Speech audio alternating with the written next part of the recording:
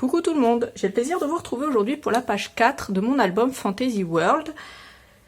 Et pour ça, j'ai le plaisir de vous donner un code promo, donc je vais l'afficher ici et je vous le mettrai dans la barre d'infos aussi. C'est Nina Fantasy, si je dis pas de bêtises, tout en majuscule, ça vous donne le droit à 10% de réduction sur toute la collection Fantasy World. Donc je vais déjà commencer par vous montrer cette page et on a deux petites poignées ici pour ouvrir et ça s'ouvre à gauche et à droite. En haut, pareil. Donc on a 4 petits espaces photos et 2 grands espaces photos ici. Et on peut mettre 4 photos si on veut, comme ça, ici. Ensuite, ça s'ouvre vers le haut. On a cet espace photo ici. On pourra glisser quelque chose en dessous. Et on a la même chose en bas. Ici, comme ça. Et pareil, hein, on peut glisser quelque chose en dessous aussi. Donc soit on peut coller, soit on peut juste glisser une photo. Ici, on a à l'intérieur 2 grands espaces photos comme ça. Et ici, encore 2 grands espaces photos. Donc, je vous avais dit qu'il n'y aurait pas que des pop-up dans cet album. Je n'ai pas mis que des pop-up. Et ensuite, alors ça s'ouvre vers le haut. Ici, on a 4 espaces photos en tout. Voilà, ça se glisse dans la fente qui est là sur la gauche. Et ici, on a ce magnifique cadre que j'ai réutilisé. Et là, on a un espace photo comme ça que je glisse à l'intérieur. Et on pourra éventuellement mettre une grande photo ici à l'avant, plusieurs photos si on veut à l'arrière. Mais une grande photo ici comme ça, qu'on pourra mettre dans le cadre ici. Comme ça, dans cet album, vous aurez plusieurs façons d'utiliser ce cadre, puisque soit avant, soit après, je ne me rappelle plus. Vous aurez également ce cadre utilisé d'une manière différente. Voilà. Donc je vais vous laisser avec les explications, j'espère que ce tuto va vous plaire. N'oubliez pas de liker cette vidéo avant de partir et de vous abonner. Je vous fais plein de gros bisous et je vous dis à bientôt pour une autre vidéo. Salut! Alors on se retrouve pour la page 4 et je vais déjà commencer par couper un morceau qui fait 24 de large par 28,5 de haut. Sur les 28,5 de haut, je fais un pli à 1,5 en haut et je viens le coller ici. Je coupe ensuite 2 morceaux qui font 24 par 15. Au niveau des 15, je fais un pli à 1,5. Donc je viens prendre le premier et je viens le coller ici en haut. Et le deuxième, je prends le pli et je le colle en bas pour qu'il s'ouvre comme ça vers le bas. Ensuite, je prends 4 morceaux. Et ils vont tous faire la même taille, à savoir 13,5 de haut par 13,5 de large. Au niveau des 13,5 de large, je fais un pli à 1,5. J'en prends un avec le pli à gauche, je le colle ici. J'en prends un autre avec le pli à gauche, je le colle ici. J'en prends 2 autres avec les plis à droite. Et je viens en coller un là et un là, pour que ça s'ouvre comme ça, comme des fenêtres. Je prends ensuite cette page et à partir du bas, je coupe à 26,7. Ensuite, je vais faire 2 choses. À partir de la droite, je vais couper à 11,7 et encore à 11,7. Ensuite, à partir du bas, 13,2, 13,2. Je vais tout ancrer, mais je vais rien coller pour l'instant. Ensuite, je prends mon outil pointu, je prends la partie du bas, je me centre, c'est-à-dire que la pointe du haut ici et la pointe du bas, je les mets au niveau de mon papier.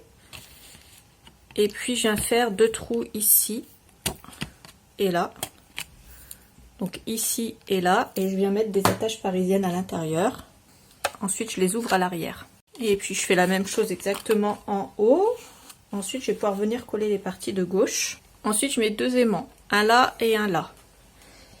Et puis, je vais mettre un point de colle sur chaque aimant. Je vais fermer en mettant mon papier de côté. Je vais fermer. Et la marque de colle, ça définira l'endroit où je vais mettre mon aimant.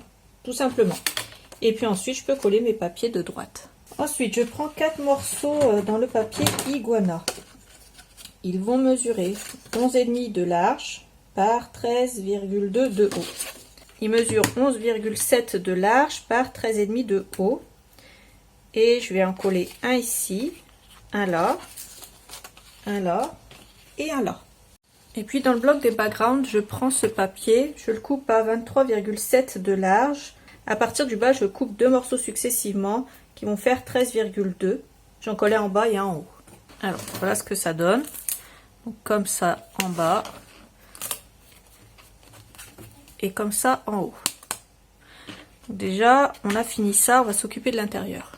Ensuite, ce que je vais faire, c'est que je vais prendre des aimants, je vais prendre du fort, je vais prendre du 12, vous pouvez prendre du 12, du 14, vous pouvez prendre ce que vous voulez.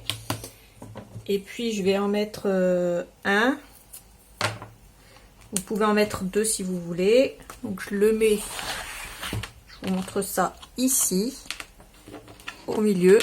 Et j'en mets un en face pour le faire adhérer. Donc, je le mets ici. Je prends un morceau de scotch côté collant vers le haut et je fais adhérer l'autre en face. Et je fais pareil pour la partie du bas. Ensuite, je prends 2 grands morceaux comme ça dans le cardstock Iguana. Ils font 23,7 de large par 13,2 de haut. J'arrondis les bords et j'en colle un ici sur la partie basse et j'en colle un ici sur la partie du haut, forcément avec la partie texturée vers le haut. Ensuite, je prends cette page et à partir du bas, je coupe à 26,7. À partir de la droite, à 23,7. Ensuite, je vais prendre ce papier-là et je vais l'arracher. Donc, je pars de la gargouille, là. Et je vais détourer, mais comme ça, en arrachant. Parce que vu que le mur, là, il est craqué, on va dire ça comme ça, il est abîmé. Je vais arracher pour que ça fasse un peu plus dans les tons. Je vais ancrer ça. Alors, je vais faire plusieurs petites choses. Je vais prendre cette partie-là, je vais la retourner. Je vais mettre un point de colle ici, ici, en bas et ici. Enfin, je fais le cadre. Je vais venir coller ça. Par contre, je décolle pas ça.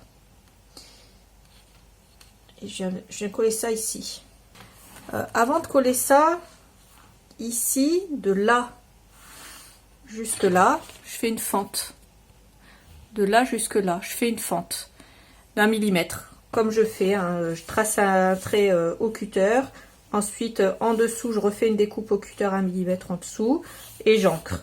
Une fois que j'ai fait ça, je viens mettre un fin liseré de colle en haut, à droite, en bas et ici à gauche. Je colle. Donc toute cette partie-là est ouverte. Et puis cette partie-là, j'ai juste mis un fin liseré de colle en bas. C'est tout. Ensuite, je vais venir coller la partie de gauche ici. Je vais la faire rentrer un petit peu à l'intérieur. Le tout, c'est que ça fasse joli et que ça ne se voit pas que ça a été déchiré.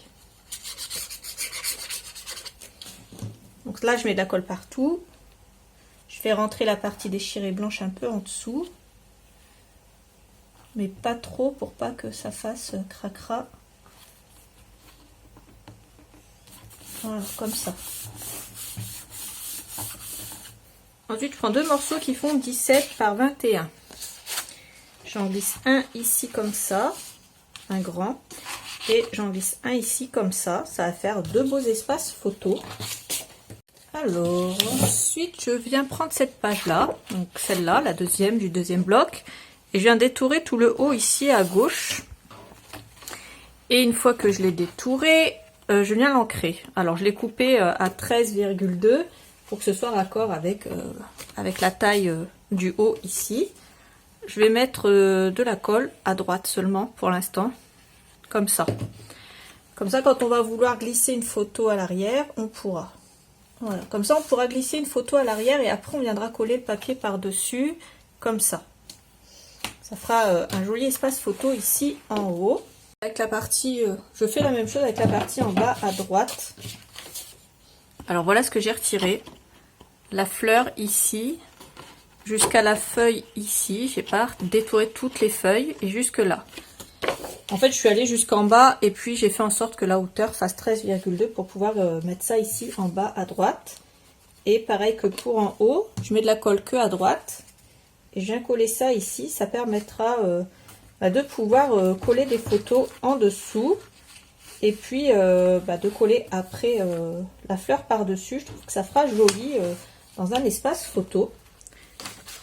Une fois que j'ai fini l'extérieur comme ça de la page 4, alors là j'ai mis du glossy sur le rouge de la rose, ça fait ça.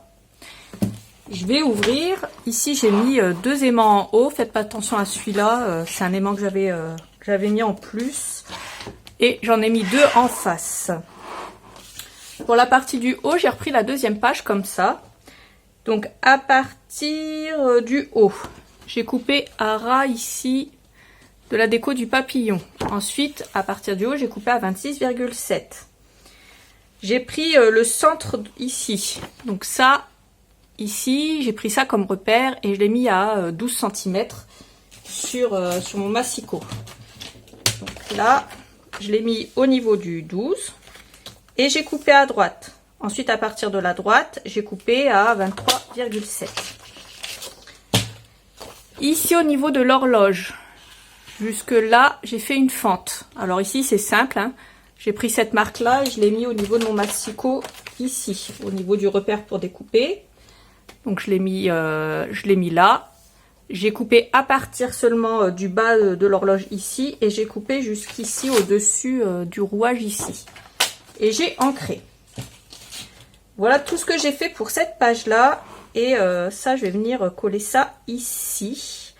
Donc je le prends dans ce sens-là. Je viens mettre de la colle sur le cadre, hein, comme d'habitude. Je fais un cadre de colle.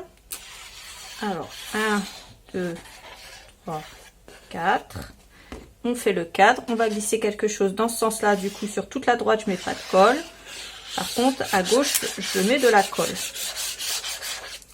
Et je viens coller ça ici comme ça. Je prends deux morceaux qui font 15,2 par 11,5. Dans le papier iguana, j'arrondis les bords comme d'habitude. Et je viens les glisser comme ça. J'ai tout ancré, hein. J'ancre toujours tout, hein, comme d'habitude. Ensuite, je prends la partie du bas et je prends la deuxième page ici comme ça. Je me mets à partir de mon cadre au niveau des 12 cm. Et pareil, je coupe à droite. Ensuite, à partir de la droite, je coupe à 23,7. Ensuite, je coupe à ras ici de la déco du cadre. Et à partir du haut, je coupe à 26,7. Je détourne l'intérieur de mon cadre. Et puis, je vais prendre un morceau d'acétate assez épais. Je vous ai mis le lien dans la barre d'infos. Qui mesure 15 cm par 20 cm. Je fais un cadre tout autour avec du scotch double face. Donc, je fais ça. Je le colle à l'arrière, je centre. Comme ça, ça fait joli. Et là, je vais faire rentrer quelque chose par là. Du coup, je retourne dans ce sens-là. Je vais mettre de la colle en haut, à gauche et en bas. C'est un peu plus compliqué à l'extérieur, du coup, je fais un peu plus simple à l'intérieur. Ici, je laisse ça, mais vous pouvez recouvrir avec une chute. J'y avais pas non plus prêté attention, mais là, en fait, ce que je vais faire, c'est que je prends une chute et je recouvre mes deux aimants qui sont là. Et ensuite, seulement, je viens coller ça ici. Une fois que j'ai collé ma page du bas, ce que je fais, moi, j'ai pris ça, c'est optionnel. J'ai pris cette perforatrice enveloppe. Je l'ai rentrée comme ça. Et j'ai fait un trou pour perforer. Ensuite, j'ai collé une chute en dessous que j'ai ancrée. Je prends un morceau de 23 par 19 dans le papier iguana et j'ai pris cet éphéméra. J'ai retiré la protection à l'arrière sur les 3/4 du train. Et je l'ai collé en bas, comme ça, pour pas que ça me gêne en fait quand je vais fermer mon album. Vu que mon fermoir il est à ce niveau-là, je l'ai mis en bas. Comme ça va dépasser et ça permettra de retirer la partie ici. Donc soit si on veut plus facilement là, soit si on l'a enfoncé un petit peu, et ben on peut la prendre plus facilement ici avec le train et ça dépasse. Et là on aura notre beau cadre photo en plus. Donc voilà pour cette page, elle est maintenant terminée, j'espère qu'elle vous aura plu. N'hésitez pas si c'est le cas à mettre un petit pouce bleu, n'hésitez pas à vous abonner, ça fait toujours plaisir. Et n'oubliez pas de regarder la barre d'infos ici, j'y mets les liens de tout ce que j'ai utilisé ainsi que les quantités. Je vous fais des gros bisous et je vous dis à bientôt pour la suite du tuto. Salut!